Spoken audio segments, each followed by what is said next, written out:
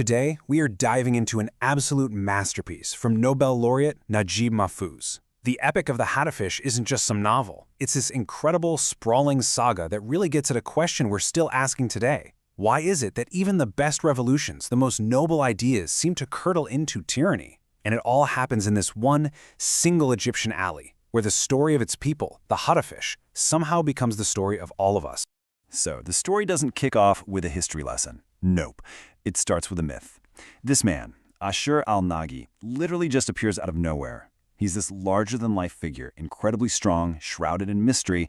He is the founder, the patriarch, and his arrival kicks off this huge cycle of greatness and then decay that's going to define this alley for centuries. All right, so let's start where it all began, with the rise of this legendary patriarch and the ideals he laid down for his people. This is the foundation, you know? It's the gold standard that everything else is built on, and it's the standard that everyone who comes after him will be judged against. Ashur's backstory is, it's the stuff of legends. He starts out as an orphan, a foundling with no name, but he's got this incredible strength, so he makes a simple living as a porter. But his real destiny is forged in absolute tragedy. A plague just wipes out the entire alley, and somehow he's the only one left.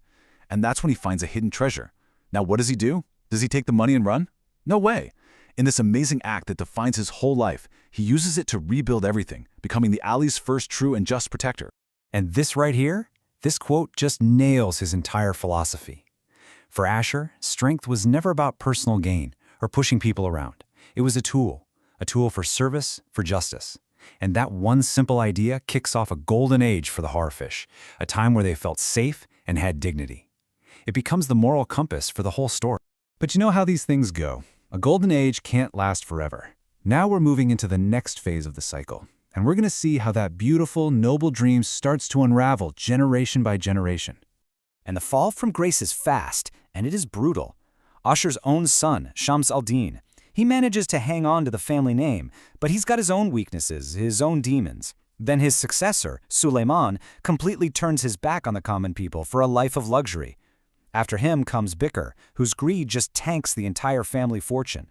And finally, you get Wahid, whose time in charge is so corrupt it's like a sick joke, a total mockery of everything his great-grandfather stood for. Each generation just falls further and further away. When you put it side by side like this, man, the betrayal is just staring you right in the face. It's a complete 180. Where Ashur demanded justice for the little guy, his heirs were shaking them down for protection money. Where he preached humility and hard work, they were all about luxury and abusing their power. The very strength that Ashur used to serve the people got twisted by his own family to serve only themselves. But here's the thing. The alley doesn't just roll over and accept this.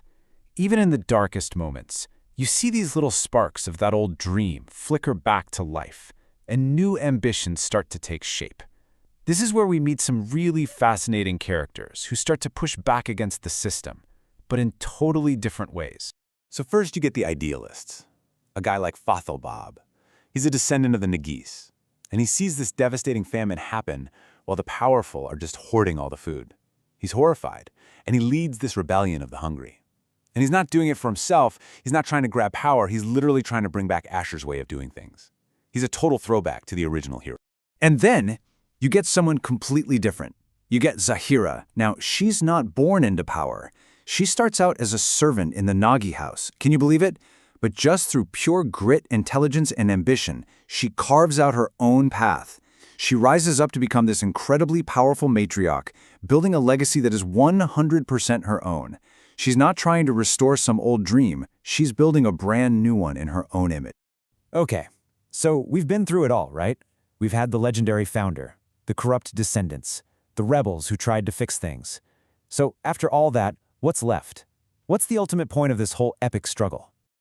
And that's really the big question at the heart of this whole book. After all the heroes and all the villains have come and gone, after all the fighting and backstabbing, what is the one true thing we're supposed to take away from the alley's story? The story kind of leaves us with three huge takeaways. First, history is a cycle. A good leader rises, then things decay, which creates the need for a new hero, and the whole loop starts over again. Second, power. Man, power is poison. It can take the purest ideas and just warp them. But here's the most important part, the real truth. Leaders and their dynasties, they're temporary. They crumble. But the Harafish, the common people, they endure. They are the real beating heart of this story. And this line from the book, wow, it just gives you chills, right? The cart of time and fate just keeps rolling on, relentlessly. It doesn't care about your personal triumphs or your tragedies. The world doesn't make you any promises, and it doesn't owe you any loyalty. So, in the end, you realize the true hero of this epic isn't Ashur or Fath al-Bab or any single person. It's the alley itself. It's the stage for this never-ending human drama of hope, corruption, and just pure survival. The names on top change, but the story of the people just keeps going, and it leaves you wondering. In our own world, who are the Harafish, and is there any way to finally break the cycle?